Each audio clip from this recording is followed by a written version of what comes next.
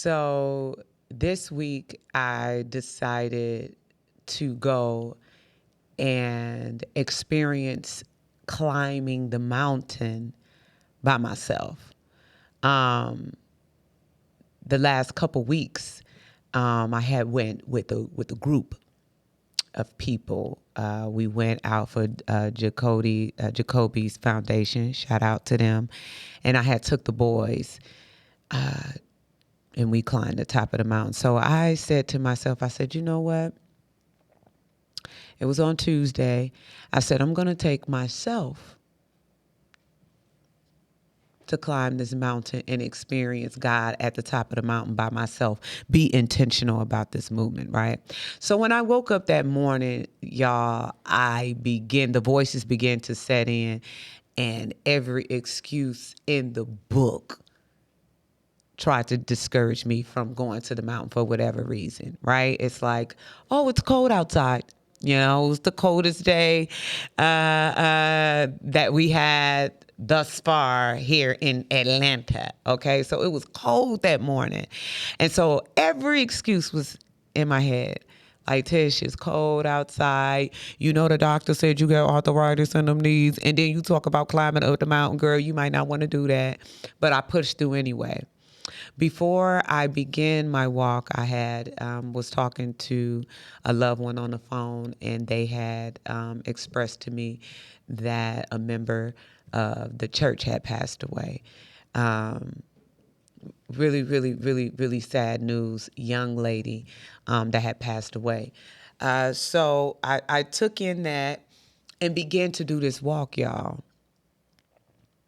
And as I began to walk up the side of this mountain, the wind was choppy. It was cold.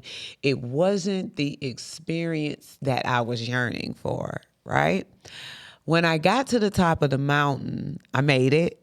Okay, I barely made it, but I made it to the top of the mountain, and I sat on a rock, and it was so windy at the top of the mountain. I took a few pictures, and I started going down the mountain. As I was going down the mountain, y'all, I received another call. And that call was to notify me that my brother-in-law had passed away. So when I received the news, it literally, I didn't even have the words. I couldn't even express anything, and all I had was tears. So I'm walking down the mountain, and my brain is going. It's going. And I had a lot of stuff that I had to do before we went over to the house. But anyway, later I went over to the house and sat with his wife, and the family was there, and you can tell that everyone has been crying. You can look in their eyes and tell that everyone has been crying, and it was tough. Death is never easy. It's never easy. We came in and we sat in the living room, and the energy was just kind of, I don't know, it was like stale. Nothing good nor bad. It was just, we were just there in the living room. And I said, you know what, y'all? Let's put on some music. This is a true story. I said, let's put on some music because this will help minister to our souls. We don't even have to say nothing. Let's just let the music minister to us, y'all. Because one thing I discovered about music is that we live in a 3-dimensional world, but music is open up the 4th dimension. Did y'all know that? That's why it has so much control over us. Think about the influence and the power of the frequency of music. Think about that.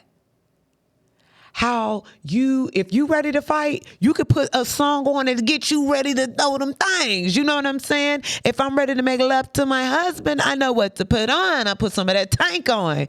You know what I'm saying? Get you right. Get your mind right. If I want to be upbeat and lift my spirit up, there's a certain playlist that I play for that. Do you understand? So understand that music is very powerful. So you have to be careful of what you chant.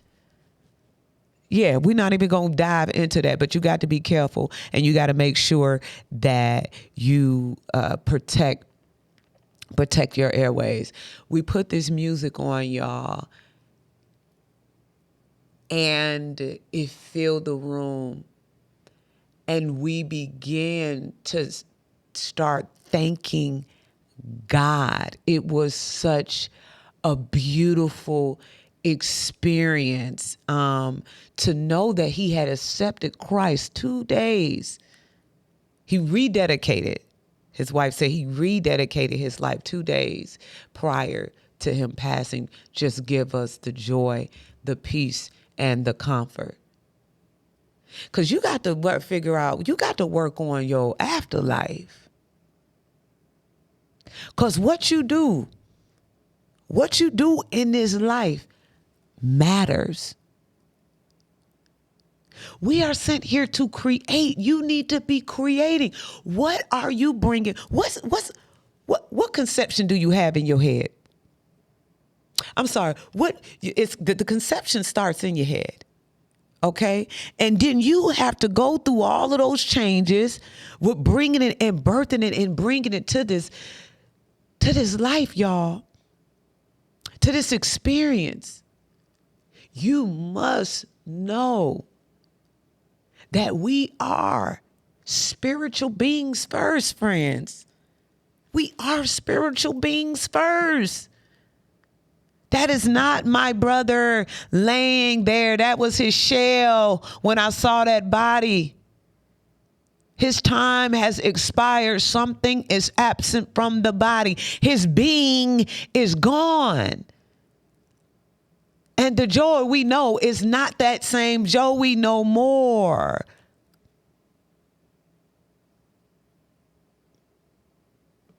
His time has expired. What are you doing with your time, friends? Listen, you know what I know? That I discovered, I read this. That we are creators. That's why everything is trying to take away from our creativity. It wants to limit you, dumb you down, and everything create for us, and not have the creativity come from the human being. So that's the one thing that we're after. But we were sent here to create, to mimic the heavens, to colonize. So what I found out in my discovery, I realized that Satan don't create anything. He ain't create nothing. He don't create anything. You know what he do? Do you know what he do? He perverts everything God creates. Everything that you create, he tries to pervert it. Everything. He perverts everything from food. We weren't supposed to be eating like this. When I've been in the Bible. I ain't never read in the Bible that they was eating double cheeseburgers and French fries. And I like burgers, and you know I love them fries.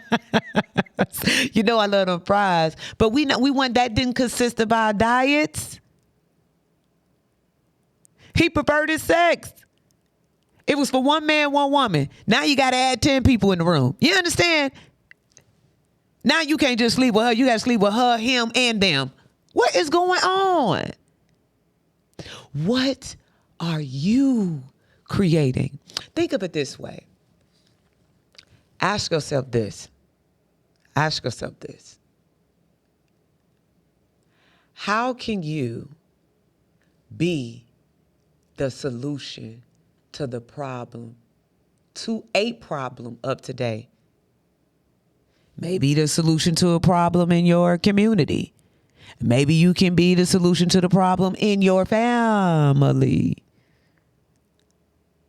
But you was created for a purpose. And I don't care what the enemy said to you after that. You were created for a purpose. You and I were created for such a time as this. I'm going to say that again, friends. So get back into tune of who you are. Get back into questioning who you are. Okay? Because life, what is your default setting with your emotions? What do you fall back on when life decides to have its pop-ups? What do you confide into? What do you do? We fell into praise and worship. Because let me tell you, friends, there are going to be good days and there are going to be bad days. I did not make the rules. It is what it is. We all around here dealing. We all around here battling within ourselves. And all of us are sitting here dealing with whatever world you are in right now. Everybody is dealing. So you have to know how to navigate, or you have to have a system set in place so when things begin to get out of your control, you know who to fall on. So you won't lose yourself. Okay? We want to get the best out of this experience. We don't want to die with ideas. We don't want to fill the grave. We don't want to make the grave more richer. Be creative. Bring something in life. Go against the grain, baby. Go against it. Stand for something. Stand for something. Okay? And that's what you got to take with you every day. Again, and I tell y'all this, I said it before, I'm going to say it again. It's your faith and your reality. Yeah, that day was a bad day. Can we all agree that was a rough day? It was a mentally challenged day, and we're still in it. We still got to show up for our daily chores, and we still got to take care of what just was thrown at us, and we got to keep going. Okay? Listen, God loves you. He really, really, really do. And I know, I know it's hard for you to believe because the enemy slowly tries to beat it out of you. But I am here to tell you on today, we're going against that. You are loved on today. It's your girl, your big homie, your favorite auntie, TT, y'all. Thank you for allowing me to pour this sweet tea, y'all. It's sweet tea. This sweet tea of love, inspiration, and motivation. Y'all tune in next week to see what God gonna do.